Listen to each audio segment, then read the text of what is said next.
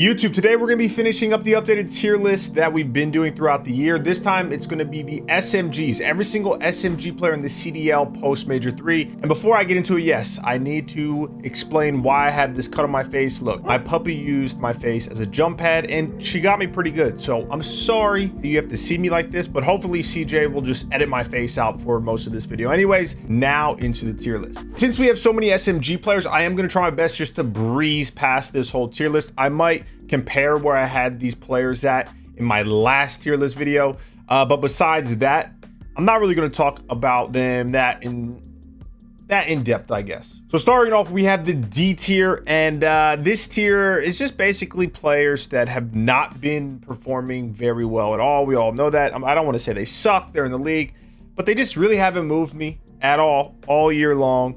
And it's going to be 3 players this time. The 3 are going to be Boston's Nero, Florida's Vivid, and last but not least, Paris Legion's John. All of these players, do they have the potential to be great? Maybe, you know, but they just haven't been there. And the only one that really stands out to me is Vivid because of how good he's been in the past.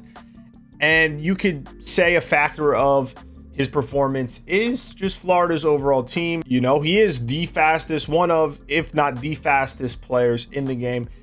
But still, you can't just run around and be pure aggression every time if it's not working. But we move on to the C tier, which has the most SMGs out of any tier. And this is going to be a long one, okay? So I need to look at the actual tier list. We have Boston's Capsule, London's Nasty, Toronto Ultras Bance, Los Angeles Thieves Kenny, New York Subliners Kismet, Paris Legion's Jimbo, Los Angeles Gorillas Asum, and last but not least, Minnesota's Standy. So the only 2 players that were in the C tier last time were Standy and Bance. And I do think that Bance has been improving. He's had moments of greatness, and the whole Toronto team in general is really turning it around. And Standy's been okay, but they just haven't done enough for me to move them up any higher. And the other 2 standouts in the C tier that you guys might be wondering, why do I have him here? It's probably Paris Legion's Jimbo, right? And here's the thing for him. And I'm going to touch on this with a couple other players. But Jimbo has actually been solid for Paris Legion at the major. Or at all the majors that he's competed in. And he's been horrible online. He plays from like Calgary or Alberta, Canada, somewhere deep in the wilderness, basically up north. So I know he is not connecting well online. He has a 0.89, I believe, or 0.88 in all of his online matches so far. But on LAN, all of his LAN matches, he has a 1.0, I believe. It's either like a 0.99 or a 1.0 KD. And he's been night and day. Well, I shouldn't go that far. But he's been a much better player when it matters. Obviously, it doesn't matter for Paris Legion because they just can't get a win no matter what. So I felt like he doesn't deserve to be at the bottom of the barrel because he actually has performed relatively well. And then LAG's Asa, man, I had him high on the last tier list. I had him in the A tier. And at the time, you know, I felt like it was warranted. I truly did. But as of late, even though he's my guy, he's just been trending downwards. There's obviously so many issues in the LAG camp, but Seam just hasn't been able to put it together, especially when it comes to the majors. I know they won Major 2. I get that, but his LAN stats take a hit. They truly do. And I don't know, you know, could he be in the B tier? Yes, but it's just so hard when we make these tier, well, when I make these tier lists, because it's like, the eye test is one thing, the analytics are the other. You know, you sprinkle in the team's overall success, and it's really hard when he has the stats that he has to put him any higher. But if you think that he deserves to be in the B tier, I wouldn't argue that. Next up, we have the B tier, and this one, I feel like I want to say the most, maybe not the most confident, but I feel really good about my B tier. This is going to have 6 players in it, and there's going to be probably 1 or 2 that you're surprised with. Starting it off, we have Atlanta FaZe's OAKBOYZ in the B tier. I know, who would have thought. Then you have LAT's Envoy, Toronto's Kleenex, LAG's Huke, Minnesota's Havoc, Jesus Christ. And last but not least, London Royal Ravens, Afro. And in my last SMG tier list, Afro, Hook, and Envoy were all in the B tier. They stayed there. We have some new players, though. Havoc obviously came in, getting picked up by Minnesota. You have Toronto's Kleenex, like I said, and Atlanta Phases OAKBOYZ. And here's the thing, man. I think OAKBOYZ is one of the greatest Call of Duty players of all time, for sure. I think when we're talking about, like, just overall, as a whole, okay, not just Vanguard, he's been a better sub than all of these guys, okay? But right now in Vanguard, it's just not his game. And he's still in the B tier, in my opinion. Like, it's not like he's horrible, but just up to his normal standards, he's just not there. And then Havoc, he's been solid for this team. He's been solid. I'm not sold on him yet, but from what I've seen so far in Minnesota, even though they haven't had a tremendous amount of success, well, at least not at the major and the pro-am, they looked damn good in the qualifiers, and I still think that they are getting better, and I think Havoc's a big reason for that. But only time will tell for Havoc and the Minnesota Rocker. And then moving to the A tier. The A tier. So last time I had a lot of A tier players, but OAKBOYZ got bumped down to the B tier. Asim was there. He got bumped down to the C tier. And there's only 4 A tier SMGs, in my opinion. That's going to be NYSL's Hydra, Florida Mutineers Awakening, Optic Scump, and Seattle Surge's Mack. This was tough because, hear me out.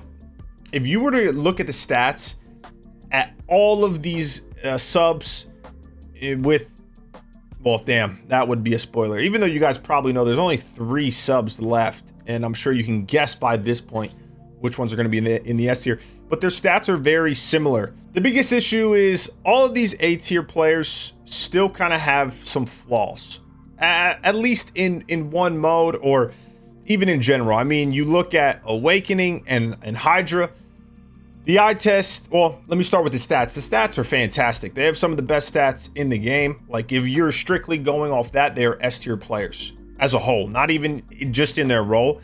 But when you look at the eye test, as great as they are, this is not a shot at either of them, they can be very focused on their kills, which isn't necessarily a bad thing, but sometimes it really interferes just with the overall team success, like in that map, right?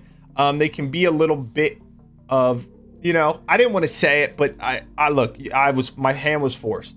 They can bait a lot more than a lot of these other subs. And there's nothing wrong with that. There isn't anything wrong with that because someone's going to be baiting more often than not. But I just think they just need to tone it down a little bit and really focus on the bigger picture. And then we have Scump and Mack, and they're elite players. They're in the A tier for a reason in my head. They're both great players, super well-rounded. I think the biggest thing for me is their S&D compared to the guys in the S tier. It just isn't as good. I mean, well, Mack just isn't really good in general. That's his weakest mode by far. And he does get better when it comes to LAN at these majors. But I have to take into account both, right? Like, I can't just not take online matches because even though they're online, they still count towards something, right? They count for CDL points. They count towards seeding for the majors, et cetera, et cetera. And Scumps is solid. Scumps is solid. And I was on the fence because I had Scump in the A tier last time, same with Mack, and I was thinking of maybe bumping Scump up, but I think for me right now, A tier is just where he needs to be. Still phenomenal. I mean, come on. One of the greatest to ever do it. And then lastly, we have the S tier. There's going to be 3 subs. You guys already know who they are. It's going to be Seattle Surge's Pred, Atlanta Phases Simp, and Optic Shotzzy. So hear me out. Last time I had Simp and Shotzzy in the S tier, and they're very obviously staying there. But I had Pred in the B tier. I actually wanted to have Pred in the A tier, but I kind of kept him on the fence. And this is where it gets interesting, right? Because 2 out of the 3 have event wins.